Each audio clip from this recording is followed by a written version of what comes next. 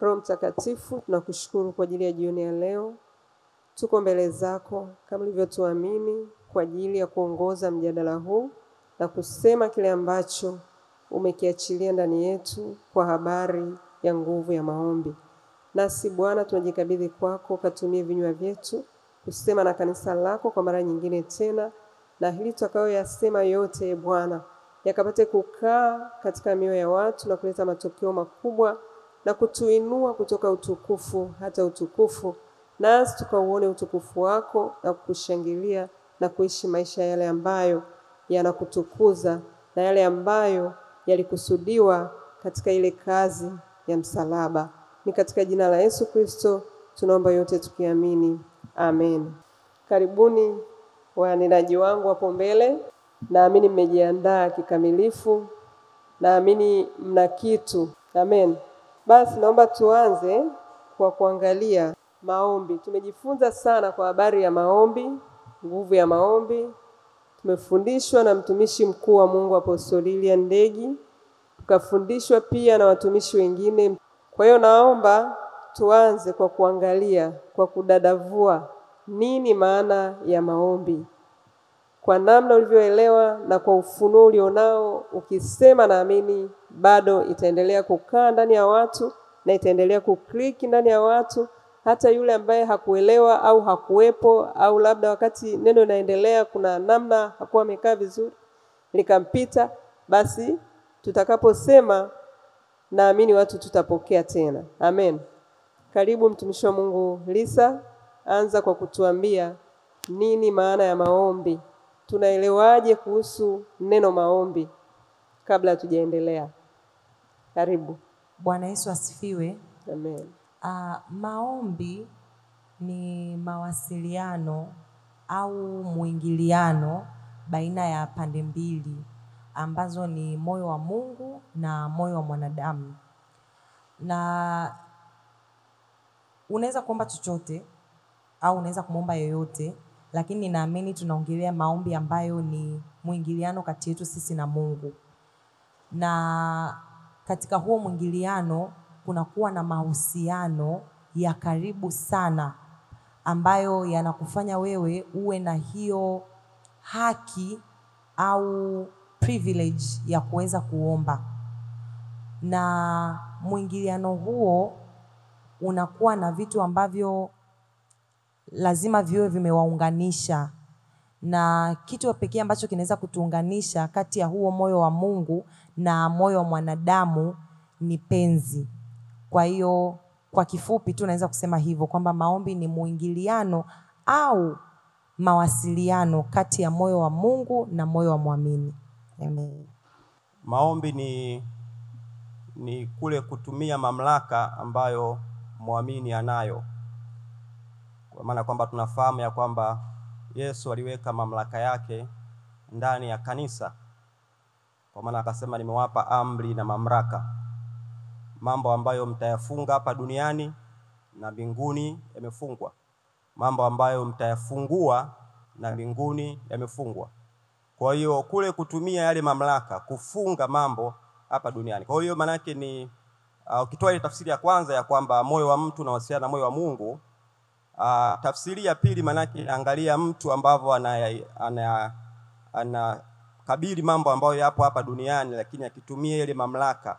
Kama kwa mfano ukisema pepo toka, maana yake unatumia ile nguvu ambayo ipo ndani yako au ile mamlaka ambayo Kristo ametupatia kama kanisa, maana yake unaingiza kazini. Ukitaka pia tu kuona hapo pia tafsiri hiyo ninaposema kuachilia nguvu au kuachilia mamlaka, unaweza pia ukaona katika namna ambavyo katika Ufunuo wa Yohana inaeleza pia ili wazo. Kusoma katika Ufunuo wa Yohana sura ya 1, utaona jinsi ambavyo mtumishi wa Mungu Yohana anamuelezea Kristo kwamba nikamwona mtu ambaye anapomtafsiri Kristo, nikamwona Kristo, inasema kwamba mikononi mwake ameshika nyota 7, lakini akasema nikaona upanga ukitoka kinywani mwake wenye makali kuwili. Tunafahamu sote ya kwamba huo ni upanga ambao unamaanisha neno la Mungu, lakini neno roho linapotoka kinywani linakuwa ni kama silaha. Bwana Yesu asifiwe. Kwa hiyo tafsiri nyingine ni hiyo ya kwamba maombi kama namna ya muamini kutumia ile mamlaka aliyopewa na Kristo kufunga yale mambo ambayo hataki kuendelea, ambayo anataka yasiendelee kutokea katika maisha yake au katika dunia, na kufanya hivyo mbingu pia zinaitikia, lakini pia kufungua vitu ambavyo anataka kuvifungua. Amina. Kwa maana nyingine maombi tunaweza tukayatafsiri kama maisha ya Mkristo. Bwana asifiwe.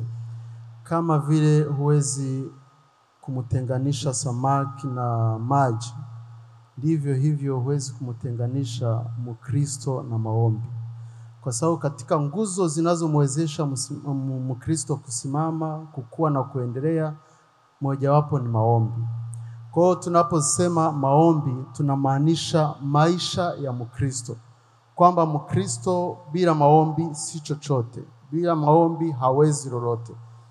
Kwa hiyo pia tunaweza tukafananisha maombi kama mfumo wa upumuaji. Bwana asifiwe. Kama vile mtu anavyopumua ni kwamba unatoa hewa chafu ndani, unaingiza hewa safi. Toa hewa chafu nje, unaingiza hewa safi ndani. Hivyo hivyo maisha ya muombaji. Ukiwa unaomba, unatoa kile kinachokuumiza au yale mahitaji yako unayapeleka mbele za Mungu.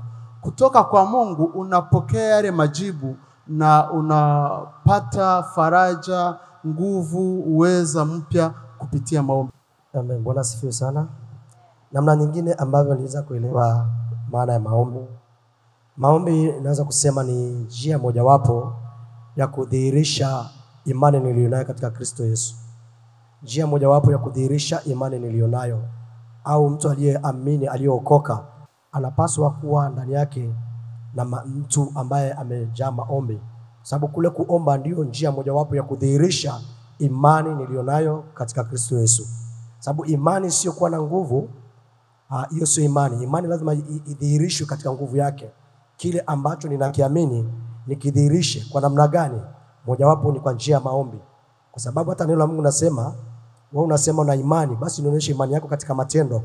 Sisi kama waamini, njia mojawapo ya kudhihirisha imani tulionayo katika Kristo Yesu kwa njia ya maombi.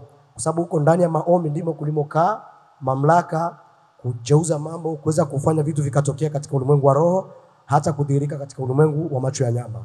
Amen. Asante kwa ajili ya definition ya maombi. Umeongea vizuri. Ni kweli maombi ni maisha ya Mkristo. Maombi ni mawasiliano kati ya moyo wa Mungu na moyo wa mwanadamu. Maombi pia ni kuonyesha imani mbele za Mungu. Lakini maombi pia ni mbadilishano wa maisha kati ya maisha yangu na maisha ya Mungu. Mimi nampa maisha yangu na yeye ananipa maisha yake. Hiyo ndio maana ya maombi. Na sio kila mtu anaomba. Sio kila mtu amepewa kuomba. Kuna ambao wamepewa hiyo haki ya kuomba. Sisi tuliookoka ndio tumepewa nafasi ya kuomba na kusikika. Lakini mtu yoyote anaweza akaomba kadhani kwamba anasikika, lakini sio kweli. Mungu hawezi kumsikia kila mtu. Kuna namna ambavyo unatakiwa uwe na Mungu ili Mungu aweze kusikia maombi yako. Na Mkristo bila maombi sijui ni kufananishe na nini. Yaani Mkristo bila maombi ni kama mtu aliyekufa ambaye hana uhai, hana pumzi, niseme. Ukisema mimi ni Mkristo nimeokoka, maana yake unamtegemea. Na kama unamtegemea, maana yake utaomba. Kuomba ni kuonyesha kwamba unamtegemea Mungu. Na kuomba ni kwenda kusemezana na Baba. Sio kuomba kwa maana ya kuombaomba. Kuna kuombaomba na kuomba. Lakini kuomba ni kumtegemea Bwana, ni kumtegemea Baba, ni kuonyesha kwamba mimi ni mtoto. Na maombi sio tukio. Hatuombi pale ambapo tu tunakuwa na shida. Tunaomba muda, yani tunatakiwa kuwa na maisha. Kuomba ni maisha. Tunatakiwa kuwa na maisha ya maombi. Kwamba kwenye kuomba kuna vitu mbalimbali. Sio kila siku naposema naomba, labda nina shida fulani, nina kitu fulani nataka Mungu afanye. Hapana. Kuna nyakati unaingia yani sio kuna nyakati, yani nyakati zote unatakiwa kuwa kwenye hali ya maombi, kwa sababu maombi ni shukurani, ni sifa, ni kupeleka uhitaji wako. Hivyo vyote definition yake ni maombi. Ni mgawanyo tu, ni wakati gani nasema nini, ni wakati gani napeleka nini, naongea nini na Baba, kwa sababu huwezi kuwa unaongea kitu hicho tu na Baba. Hata katika hali ya kawaida, katika ubinadamu, una baba yako, mume, mke, mtu wako pengine wa karibu, huwezi kuwa unaomba hicho kila siku, kila wakati unaongea hicho. Kuna namna ambavyo unachoka na anayekusikiliza anachoka. Lakini unapokwenda mbele za Baba, unaenda na hoja. Na sio kila wakati unaenda na hoja za kutaka akupe vitu. Kuna wakati unaenda kwa mpenzi wako kumsifia tu, kumshukuru tu kwa namna ambavyo anafanya, kwa namna ambavyo anakulinda, kwa namna ambavyo anakupigania. Kumsifia tu. Hata wewe mwanadamu, mtu akikusifia unajisikia vizuri, basi na Mungu pia akisifiwa anajisikia vizuri. Kuna mambo yanatokea wakati unapeleka sifa mbele za Mungu. Hayo ambayo unayaona kwako ni uhitaji, ukisifu Mungu anafanya. Sio lazima ulitaje, useme. Utaona kuna wakati ukisifu tu kuna mambo yanapotea kwenye maisha yako, kwa sababu umenyenyekea na umeonyesha kwamba unamtegemea, umeonyesha uwepo wake ni muhimu kwenye maisha yako, na umeonyesha kwamba wewe unamilikiwa na yeye, na yeye ni yule ambaye hategemei ila anategemewa. Amen. Bwana Yesu asifiwe. Basi tuendelee na mjadala wetu na watumishi wa Mungu hapa mbele. Hebu, kuna mtazamo wa mtu anayeomba. Sio kila mtu anaweza kuomba. Mitazamo inatofautiana. Unapokwenda kuomba, akili yako, roho yako, moyo wako unawaza nini? Yaani unaanza tu, hatufanyi kwa mazoea, sio ile kwa mkumbo mazoea kwamba tupo kanisani sasa ni maombi. Tuna siku 3 za mfungo wa maombi. Tuna revival Monday. Hapana. Nini hasa kina kliki kwenye akili yako? Mtazamo wako kwa habari ya maombi kama Mkristo uliyeokoka ni nini? Unaona nini mpaka inakupelekea sasa uende kuomba, uende kusifu, uende kushukuru, kupeleka haja na kufanya, ni nini hasa mtazamo wako kwenye akili yako, kwenye maindi yako? Karibu watumishi wa Mungu hapo mbele. Mtumishi wa Mungu Lisa, karibu. Bwana Yesu asifiwe. Kinachokuwa kwenye akili yangu au mtazamo wangu kama Mkristo ninapoelekea katika maombi, kwanza ninaonyesha kwamba tegemezi langu ni Mungu. Yaani yeye ndo ninayemtegemea, ndio maana ninaenda kumuomba yeye. Kwa sababu hata kama mtoto ninapoenda kwa mzazi kuomba kitu, maana yake nimetambua kwamba yeye ndo anaweza kunipa. Yaani mimi mwenyewe sina namna ya kukipata, lazima niende kwa mzazi. Kwa maana yake hata ninapoenda kwa Mungu, ninaenda kwa mtazamo wa kwamba sina msaada mwingine, sina mahali pengine ninakoweza kupata mahitaji yangu zaidi ya kwake. Kwa hiyo ninaenda kwa Mungu kwamba yeye ndo mwenye kila ambacho ninakitaka. Yaani mahitaji yangu yote naweza kuyapata kwa Mungu. Kwa hiyo mtazamo wangu wa kwanza ninapoenda kwenye maombi ni kwamba imani yangu nimempa yeye kwa 100%. Sina namna nyingine ambayo naweza kupata mahitaji yangu pasipo yeye. Sina tegemeo lingine, sina mtu mwingine wa kumwangalia. Yaani maisha yangu yote nimempa yeye. Kwa hiyo ninaenda kwake nikiamini kwamba hata yale ninayomuomba anaweza kuyatimiza na anaweza kuyafanya. Mtazamo wangu kwa habari ya maombi kwamba naona maombi kama namna ya mimi kumfanyia Mungu ibada. Tafsiri yangu ndio namna ya mimi kumfanyia Mungu ibada. Kwa inapokuwa maombi, manake ninamfanyia Mungu ibada ya kumpa Mungu ile nafasi na ile heshima yake. Pia naiona napoangalia, kwa mfano ukisoma kwenye Kutoka 25 mstari wa 8, kwa wale pia ambao wanaandika, utaona Mungu anamwambia Musa kwamba nao wanifanyie patakatifu ili nipate kukaa kati yao. Kwa hiyo utaona kuna agizo ambalo Mungu anampa Musa la kutengeneza patakatifu, na utaona kwamba ilikuwa inazungumzwa kwa habari ya ile hema na ule mfumo mzima wa hema na vile vilivyomo ndani yake. Sasa kwenye ile hema utaona kwamba kuna madhabahu mbili ambazo zilitengenezwa ndani ya hema. Madhabahu ambayo walikuwa wanatumia kwa ajili ya kama una sadaka ya dhambi, labda unateketeza, labda una sadaka ya shukrani inaletwa pale kwa ajili ya kuchomwa, au kwa madhabahu ya sadaka hizo za kuchomwa, ambayo hiyo maana yake ina symbolize sadaka. Kwa hiyo utaona kwamba Mungu alikuwa anataka mazingira ya sadaka wana wa Israeli wayatengeneze, ambayo yeye Mungu alikuwa anasema ndio mazingira hayo sasa mimi nitaweza kukaa kati madhabahu ya kwanza. Tunapata fundisho la sadaka. Lakini utaona kwenye madhabahu ya kwanza unaipata kwenye Kutoka 27 kuanzia mstari wa kwanza mpaka wa 8. Ilikuwa ni madhabahu ambayo ilikuwa inafunikwa kwa shaba. Alafu madhabahu aina ya pili utayapata kwenye Kutoka 30 mstari wa kwanza mpaka wa 10, ambayo inasema ni madhabahu ya kufukuzia uvumba. Kwa hiyo tunaona madhabahu ya aina ya pili ambayo ilikuwa ni madhabahu yenyewe sio ya sadaka hizi za ng'ombe au nini.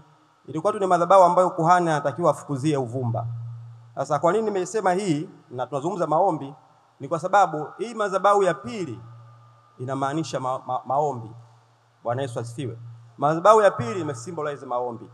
Sasa kiunganishi najaribu tu kuelezea hii kwa sababu ndio msingi kwamba ni namna ambayo Mungu anapenda. Kusoma kwa mfano katika mstari wa labda mtu ambaye ana Biblia anaweza akasoma Kutoka 30, ukisoma kuanzia pale mstari wa 7 na wa 8, utaona kuna maelekezo ambayo Mungu anampa Musa. Kwanza ilikuwa itengenezwe madhabahu, alafu pale mbele tunaona anasema na Haruni atafukuzia uvumba wa manukato juu yake. Maana juu ya hiyo madhabahu ya pili Haruni kazi yake ilikuwa ni kufukuzia uvumba wa manukato. Sasa tafsiri ya manukato ni nini? Bwana Yesu asifiwe. Naunganisha tu hapo mara moja. Ukisoma katika Ufunuo 5:8 inasema kila mmoja ana kinubi na vitasa vya dhahabu vilivyojaa manukato ambayo ni maombi ya watakatifu. Bwana Yesu asifiwe. Kwa maana yake Mungu alitaka mazingira ya ibada kwa wana wa Israeli na alitaka hizo madhabahu mbili ziwepo. Ndio maana Mkristo bila sadaka maana yake madhabahu moja hauna katika maisha yako. Lakini pia ambaye anatoa sadaka haombi, maana yake kuna madhabahu ya pili ambayo Mungu alitaka iwepo kwa wana wa Israeli na ambayo kwa Haruni itakiwa ihudumie hii madhabahu, afukuzie pale uvumba. Bwana Yesu asifiwe.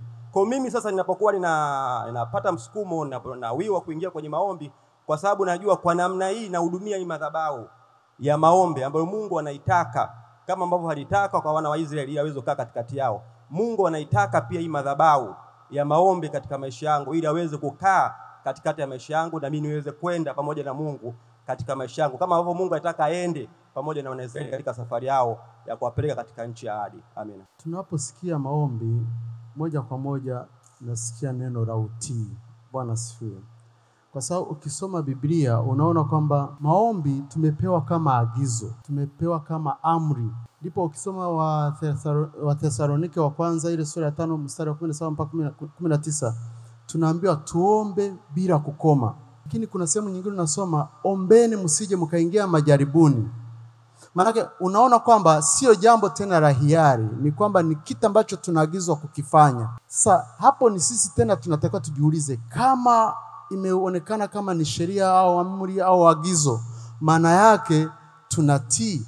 Kama hatutii, ina maana yawezekana kukawa na si mwana sheria sana, lakini naamini kwamba kama kuna sheria imetungwa, kuna kosa, kuna adhabu pia inayoendana na atakayevunja hiyo amri au hiyo sheria. Kwa tunapoambiwa kwamba tumeagizwa kuomba, maana yake kuna madhara ya mtu ambaye hataomba. Bwana Yesu asifiwe.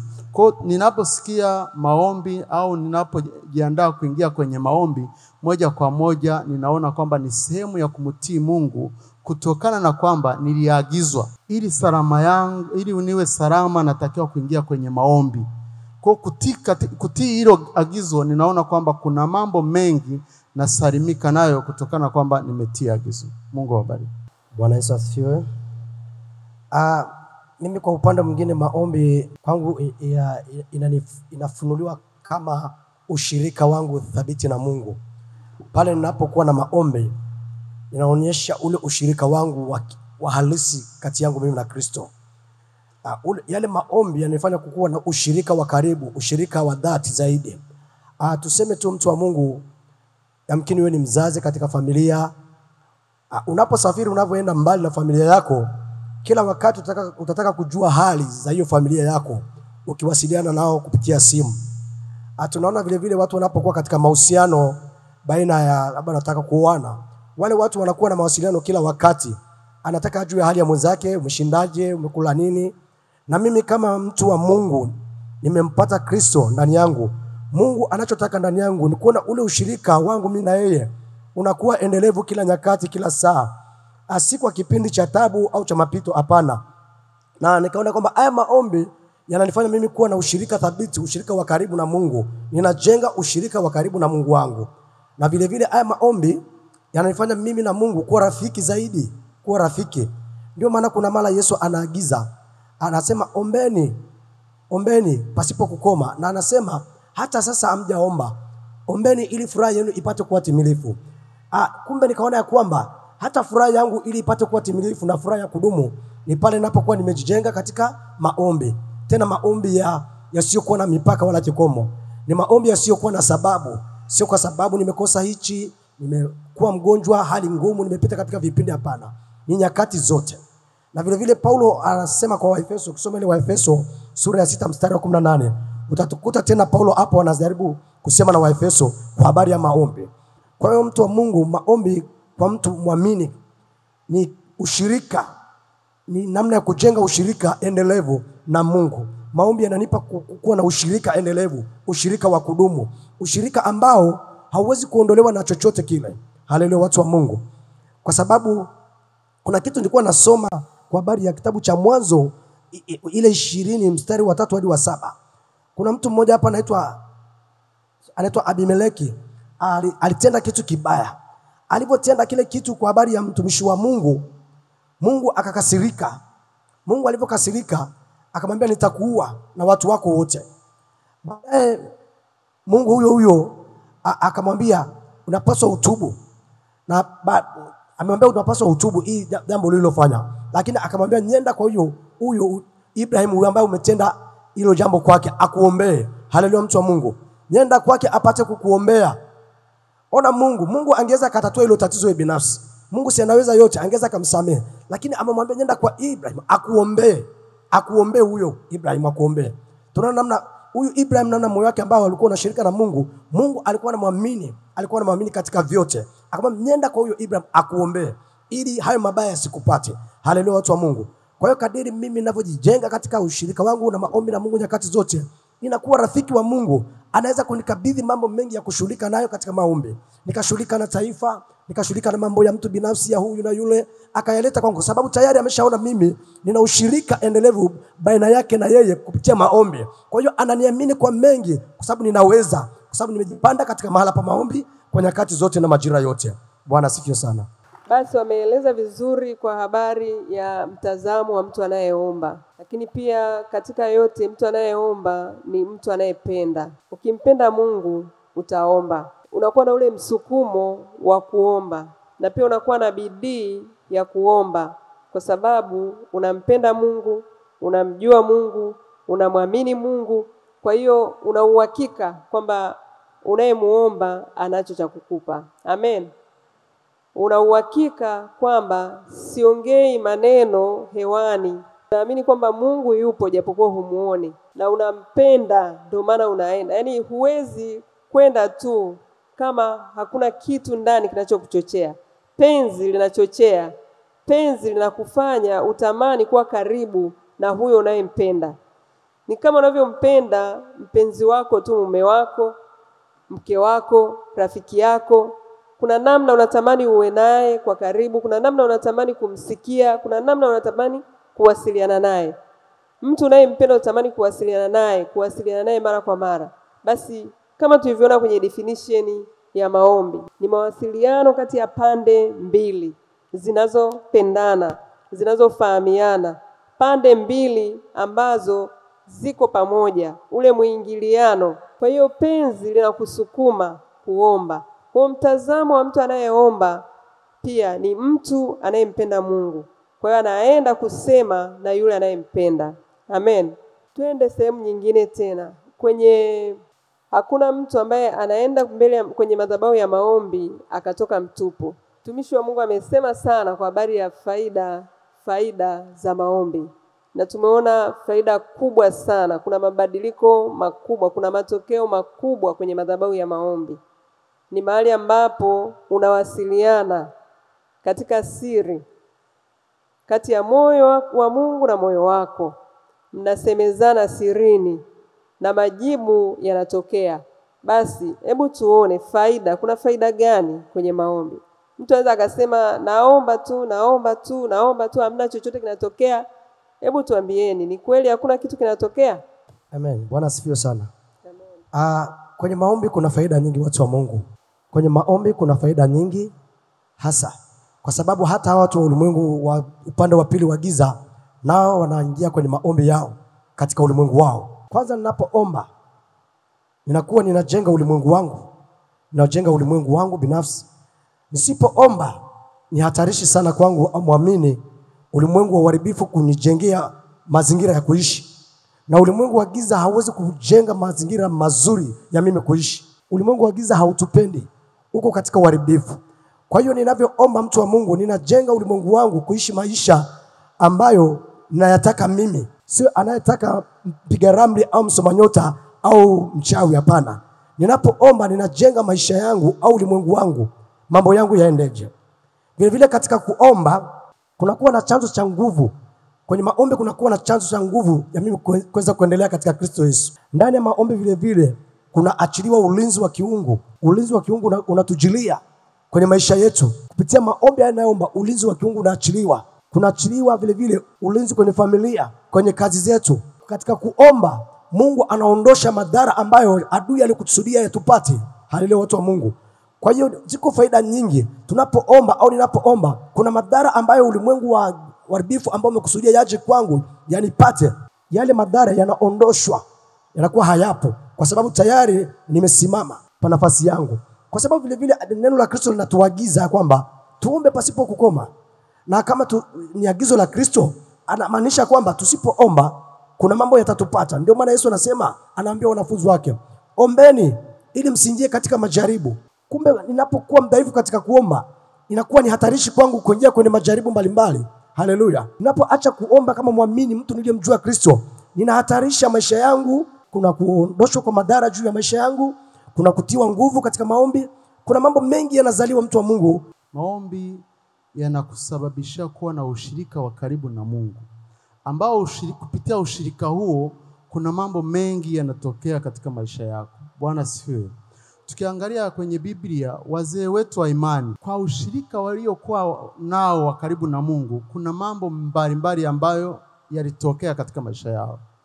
Mfano, tuanzie kwa baba wa imani Abraham. Kisoma kwenye ile habari ya Sodomu na Gomora, Mungu alisema, nawezaje kufanya jambo hili pasipo kumtaarifu rafiki yangu Ibrahim? Maana yake maombi yanaweza kukufanya ukawa na urafiki wa karibu na Mungu. Bwana sifiwe. Ukija kwenye habari ya Henok ilisababisha kwa urafiki aliokuwa nao wa karibu na Mungu kusababisha Mungu amtwae asionje umauti. Lakini kumbuka, baada ya mwanadamu kutenda dhambi, ukisoma Mwanzo, Biblia inakuonyesha kwamba alisema, hakika ukila ili tunda la kujua mema na mabaya, hakika kufa utakufa. Maana yake alitengua ahadi yake kwa sababu ya urafiki aliyokuwa nao na Henok.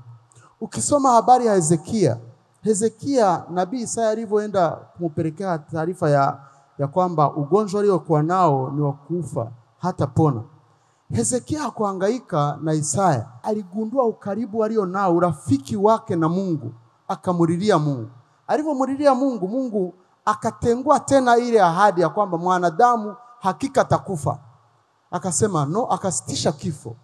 Kwa sababu gani? Kilichosababisha si kwa sababu Mungu alikuwa amekosea kutuma hiyo taarifa, ni kwa sababu urafiki aliokuwa nao na Hezekia. Bwana sifiwe. Tunaona ni mifano mingi. Hata Musa aliweza kumwambia Mungu, hapana, usiwaue hawa watu. Wamisri watasema kwamba yawezekana umekosa chakula cha kuwalisha, yawezekana umeshindwa kuwavusha, lakini hayo yote yanatokea kwa sababu ya urafiki ulio nao na Mungu. Ushirika wako na Mungu ndio chanzo kinachoweza kukupa ujasiri wa kwenda mbele za Mungu na kumwambia kwamba Mungu, hebu fanya hili. Ukisoma habari nyingi za wafalme wa Israeli walivyokuwa wanapigana vita, kuna mahali alikuwa anawatia mikononi mwa maadui, lakini ghafla wakimulilia anatengua. Kwa na hata sisi kwenye maisha yetu kuna mambo Mungu amesema na sisi, kwa sababu tunapozungumza maombi moja kwa moja tunamzungumzia Mkristo. Na kama sisi ni Wakristo, kuna mambo tumeyaona katika maisha yetu yanayotokana na ushirika wetu na Mungu. Moja ya faida ya maombi ni kwamba maombi yanakusaidia unapokuwa mtu wa maombi kwa mwendelezo, unapokuwa ni mtu ambaye unakaa katika maisha ya maombi. Maana yake moja ya faida inakusaidia ni katika kufanya maamuzi. Utaona kwa mfano katika Zaburi 32 mstari wa 8, Mungu anaahidi, anasema nitakufundisha na kukuonyesha njia utakayoendea, nitakushauri jicho langu likikutazama. Yeremia 33 mstari wa 3 pia inasema niite nami nitakuitikia, nami nitakuonyesha mambo magumu na makubwa usiyoyajua. Bwana Yesu asifiwe. Lakini utaona kwamba Mungu anatoa mwaliko kwamba niite nami nitakuonyesha. Na huku Mungu anasema nitakufundisha na kukuonyesha njia utakayoiendea.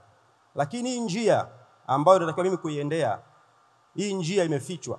Bwana Yesu asifiwe. Maisha yetu kuna mambo mengi ambayo tunatakiwa kufanya maamuzi katika maisha. Tunatakiwa kufanya maamuzi kwa habari ya kazi, nifanye kazi wapi? Nifanye kazi gani? Nimuoe nani? Mwanangu asome wapi?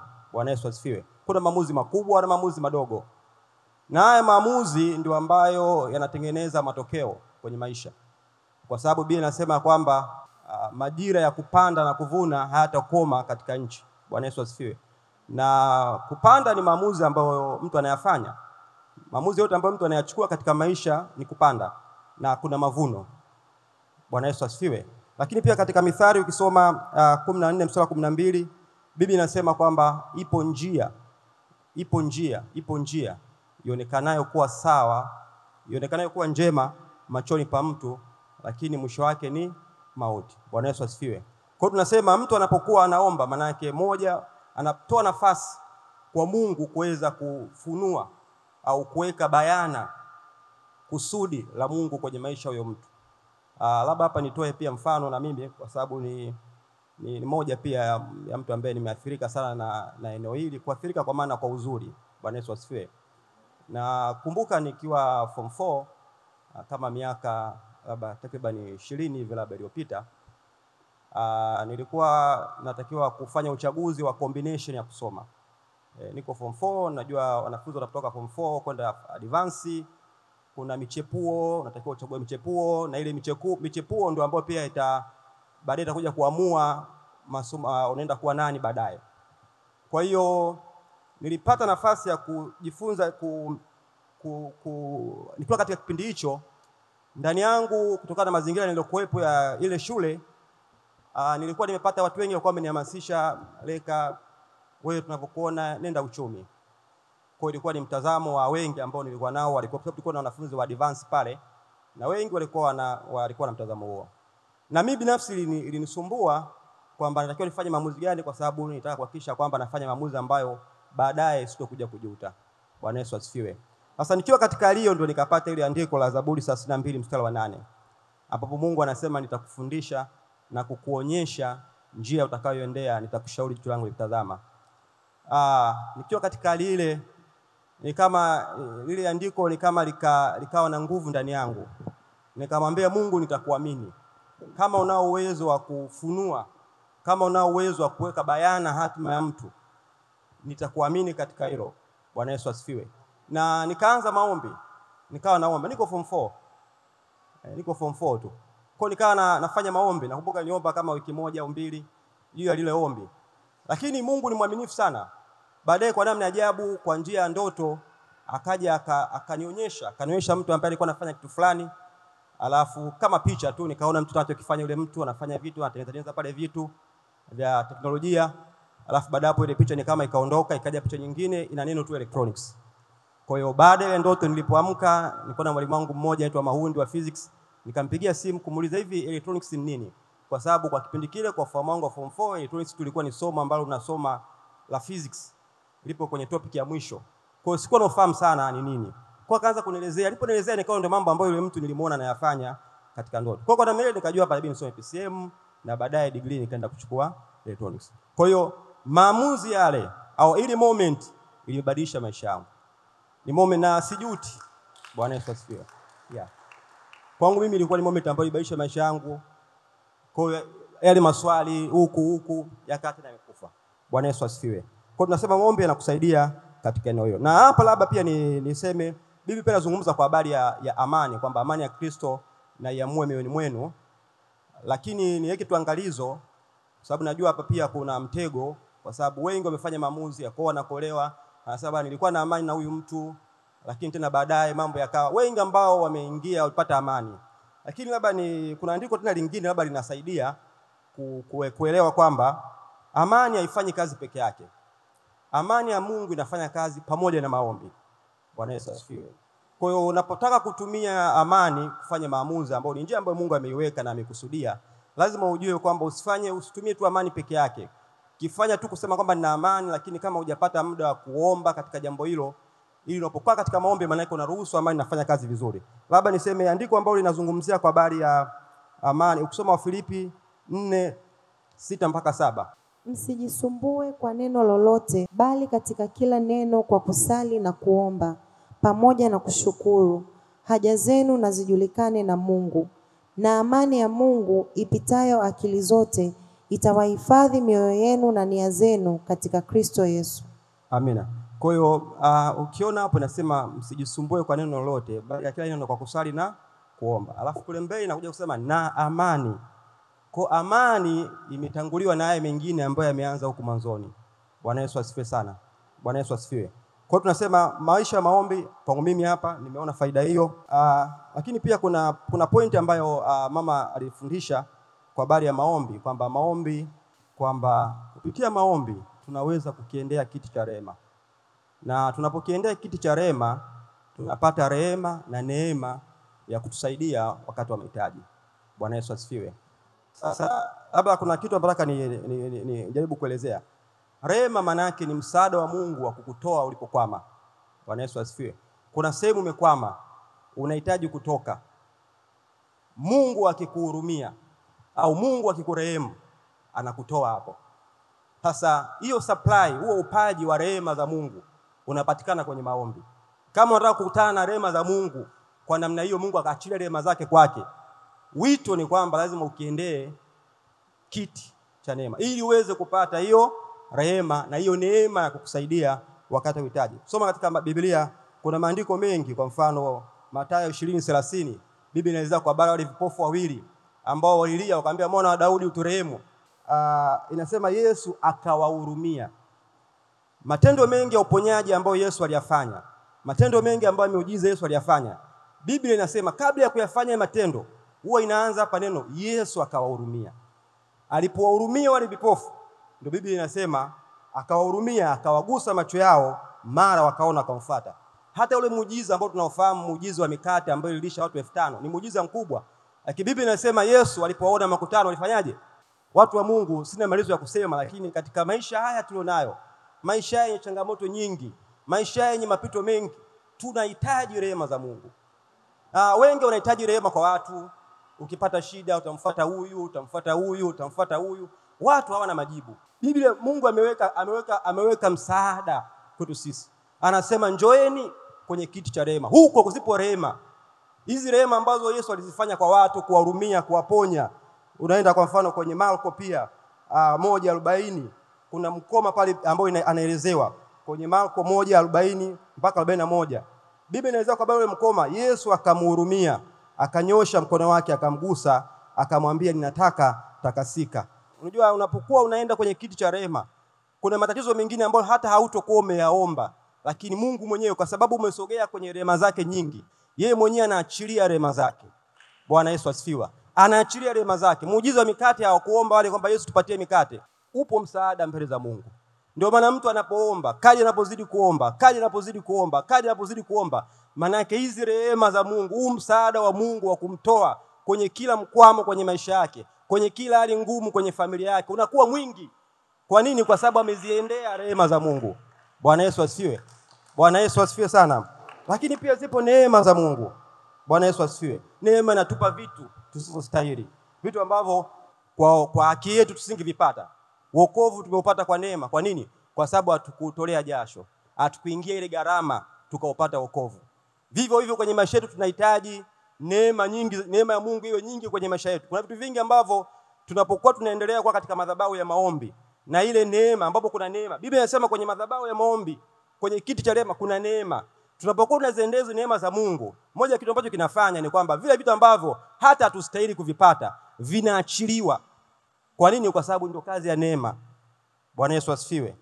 Mungu anamwambia Paulo, neema yangu ya kutosha, kwa sababu uwezo wangu unatimia katika udhaifu. Tuna madhaifu kwenye maisha yetu.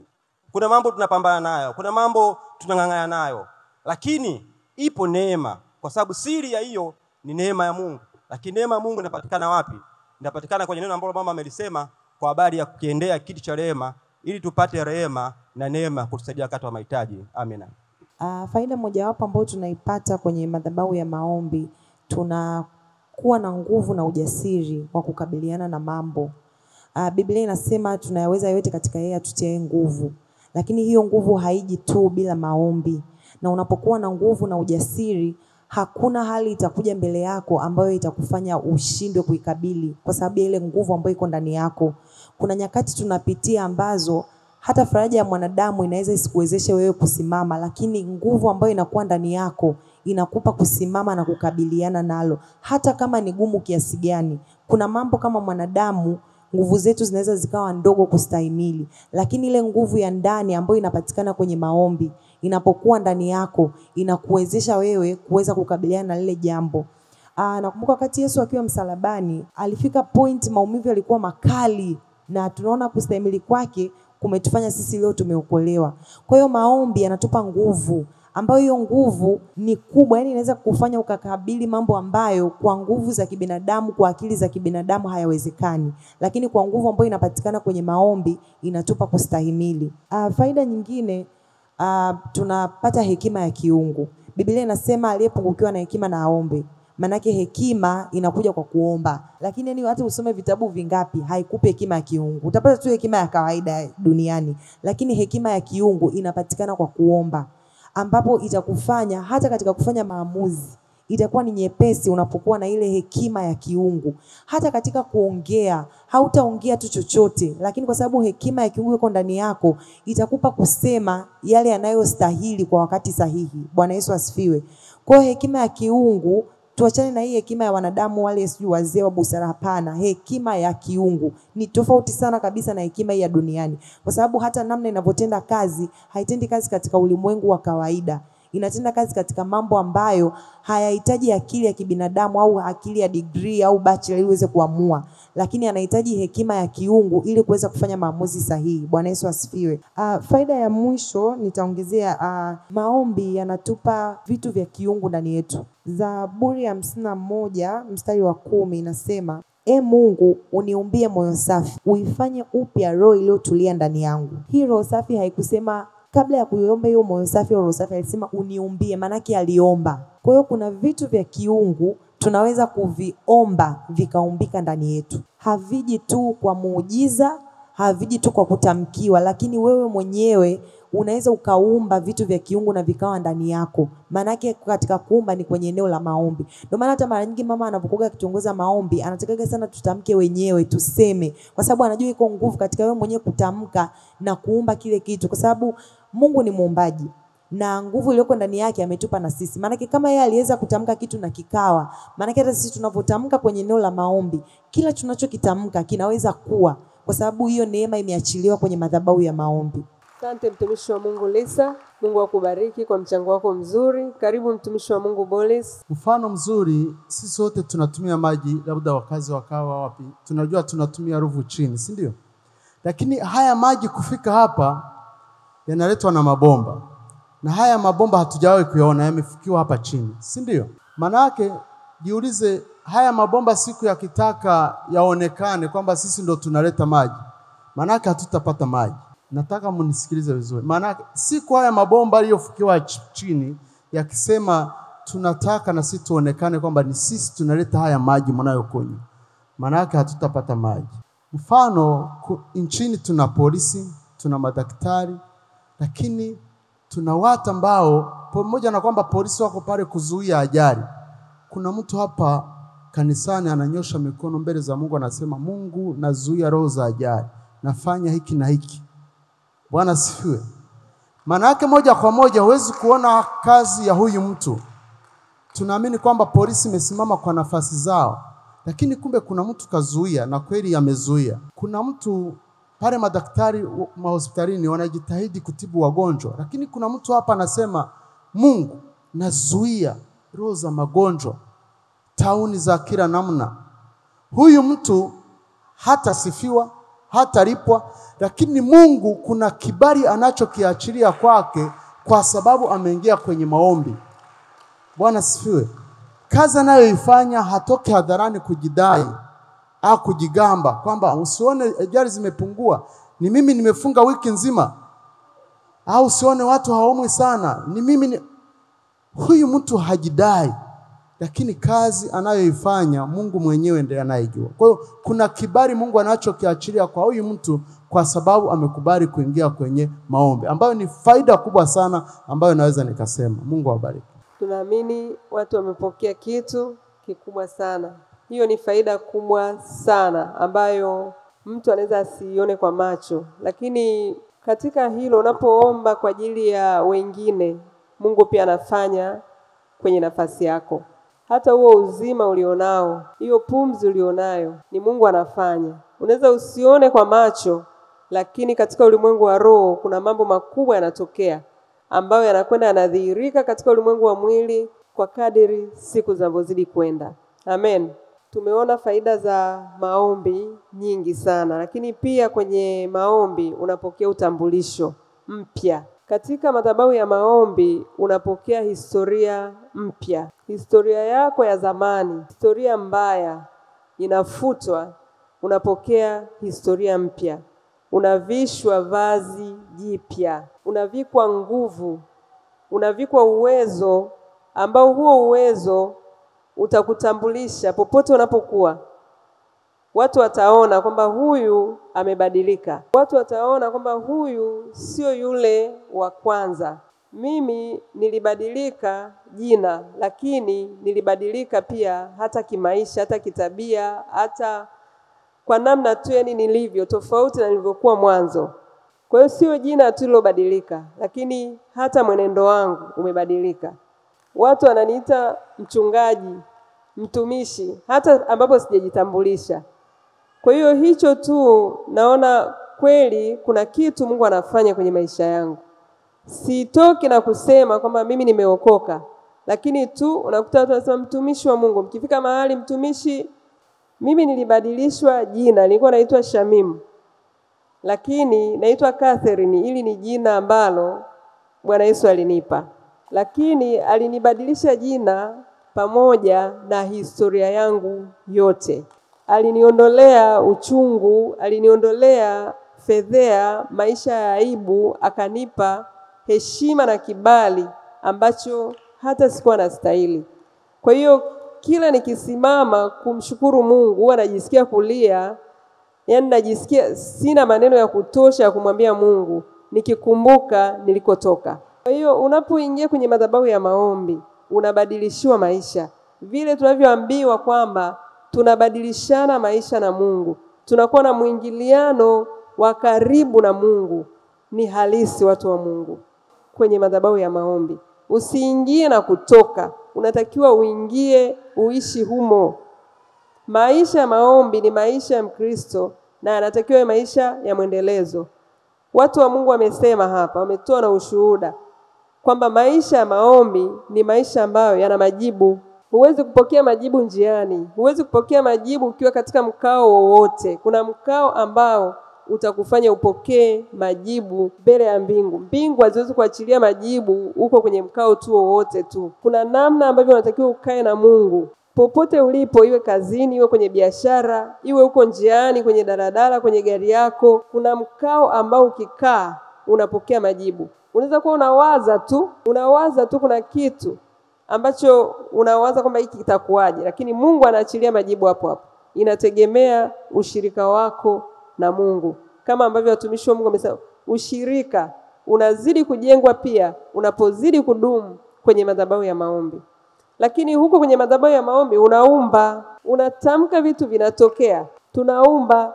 Tuliambiwa kwamba uzima na mauti viko katika uweza wa ulimi wako. Ukitaka uzima na ukitaka mauti, umepewa neema, yani umepewa mamlaka, umepewa nafasi ya kuchagua. Nataka uzima, unataka mauti. Hapo ni maisha. Na kwenye hiyo maisha ya maombi yanahusika. Kwenye maisha ya maombi, tabia zote ngumu zinaondolewa. Kwenye maisha ya maombi, una uhitaji, unapokea. Kwenye maisha ya maombi, ulikuwa dhaifu, unapokea nguvu, unapokea ujasiri. Ulikuwa huelewi naenda wapi, nafanya nini ili nitoke hapa. Lakini kwenye maisha ya maombi, kwenye madhabahu ya maombi, unapokea majibu yako na unaona njia na hatua zako zinaimarishwa. Amina, watu wa Mungu. Kwa hiyo tunatakiwa kudumu kwenye maisha ya maombi. Lakini huyu mtu anayeomba, muamini, muombaji, anatakiwa aweje? Kuna namna unatakiwa ukae, kuna namna unatakiwa uwe ili uweze kudumu kwenye madhabahu ya maombi. Huwezi kudumu tu, kuna namna ambavyo Mungu anakutengeneza, Mungu anakufanya ili uweze kudumu kwenye madhabahu ya maombi. Sio rahisi, kwa sababu adui pia anatafuta kuzuia, kwa sababu anajua hapo ndipo kwenye mafanikio yako. Adui anajua kikuachia tu uende. Tumeona hapa faida za maombi, tumewaona mtumishi wa Mungu Daudi, tukimsoma Daudi ushindi wake wote ulitokana na maombi. Hakuwa na kitu chake, hakufanya kitu chochote yeye kama yeye. Alikuwa mnyenyekevu mbele za Mungu na anamkabidhi Mungu vita zake zote na mambo yake yote na kila kitu. Daudi alitoka kwa ajili ya maisha yake ya maombi. Na Mungu alisema, nimemuona mtu aupendezaye moyo wangu, Daudi mwana wa Yese. Kwa sababu alimjua tangu mwanzo, kama ambavyo anasema natujua kabla hatujazaliwa, tangu tungali tumboni mwa mama zetu. Alimjua Daudi na alijua Daudi atakuwa mnyenyekevu. Akamchagua Daudi kuwa mfalme. Lakini pamoja na mamlaka ya kifalme, Daudi hakuwa na cha kujisifia. Daudi hakuwa na cha kujitukuza kwamba mimi nimefanya. Daudi alikuwa mnyenyekevu. Daudi aliomba na tunaona alikuwa kila vita anayoenda anashinda.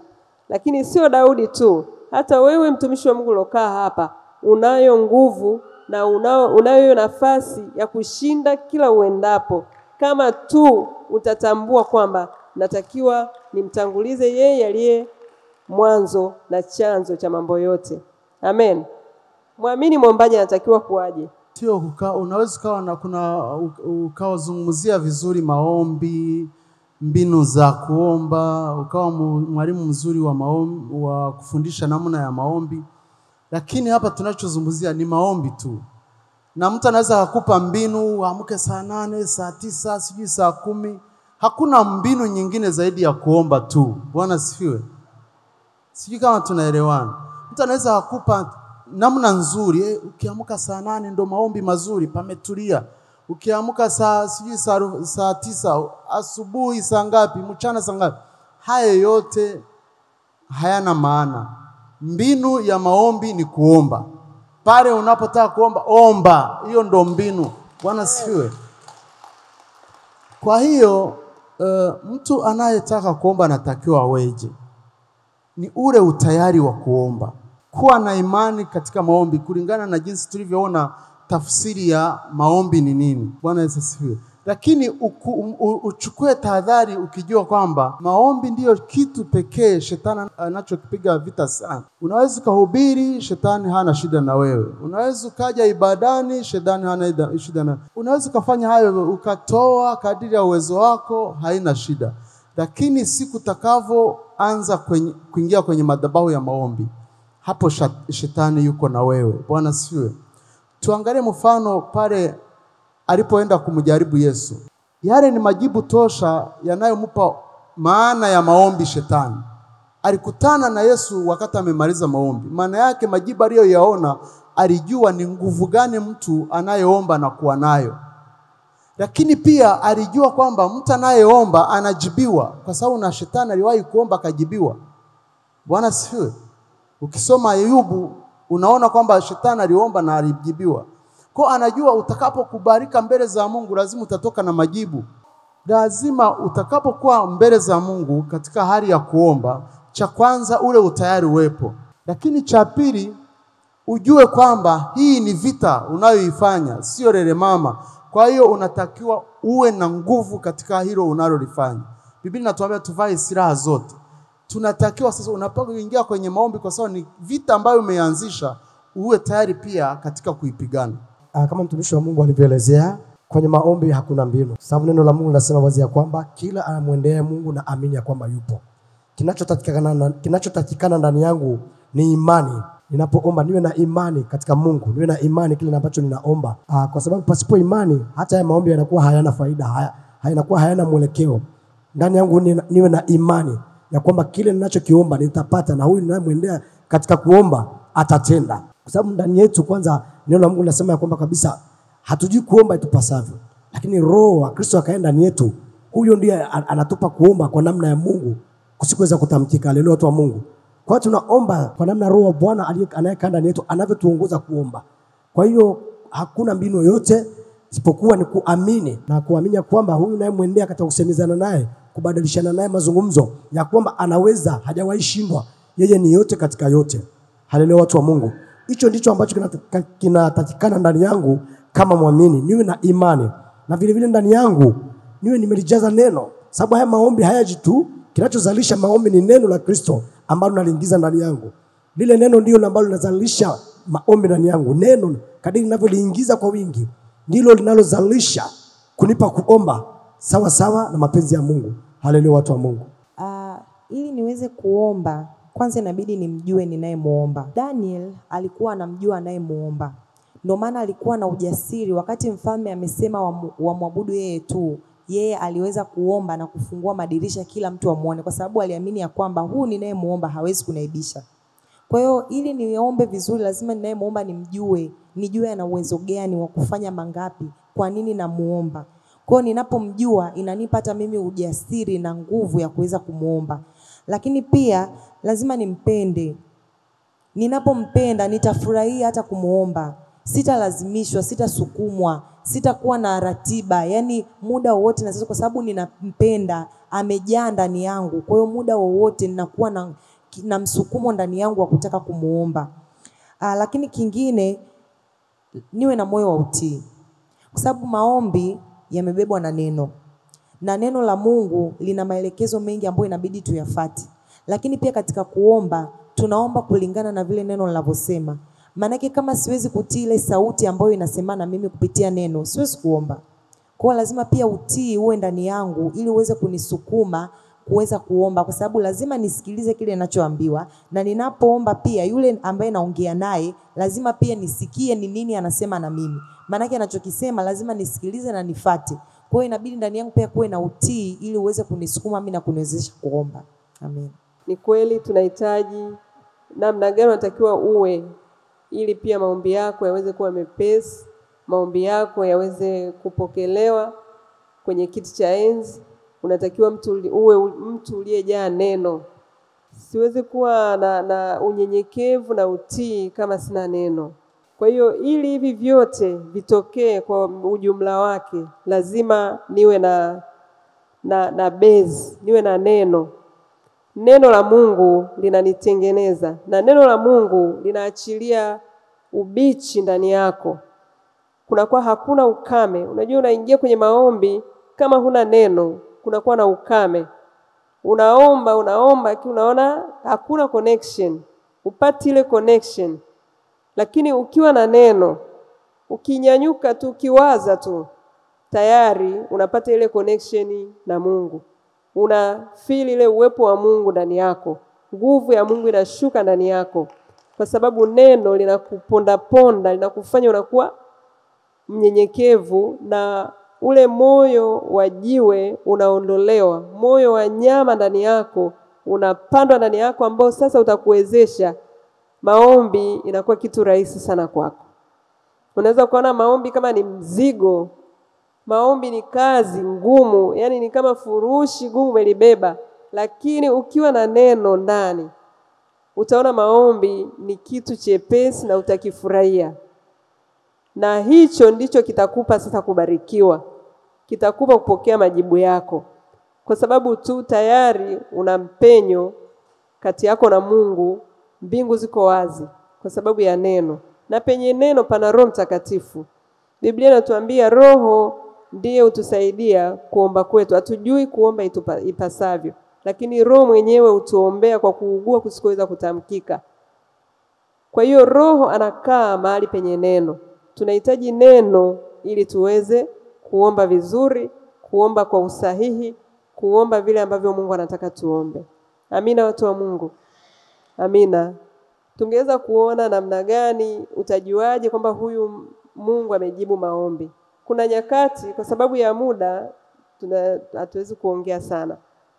Unapomwombea mtu, unaomba kwa ajili ya mtu fulani Mungu amguse. Mtu yule anapoguswa, wewe kwako inakuongezea ujasiri. Ile ni ishara kwamba Mungu amejibu maombi yako.